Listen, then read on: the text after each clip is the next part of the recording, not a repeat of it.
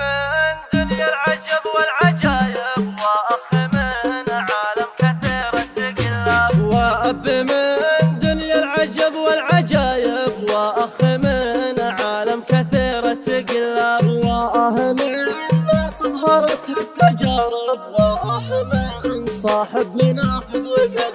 ورحلة الأيام خاسر وكاسب، أما المواقف درس والناس طواب. كمثل وجه إنسان شيب وهو شاب، ونورها أحلك ظلام الغياهب. وكذبها واحش وما الصدق جلباب، وشهدها أخطر سموم العقارب. وقد كبير الجهد حاضر وغايب، لا قد حضر لولا في الثانية غاب. أما الكريم أصبح من الضيف هارب، ذي لا تكلم قصده من ورا الباب. وأخاف من لوم اللحى والشوارب، وأخاف من تقصر من وجه الأغراب. لا للمناسب حالته ما تناسب، وتصبح العيشه معانا هو صواب. ويوم ضاقت العيش الجميع الجوانب، وأصبح الوافي من الوضع مرتاب. وأصبح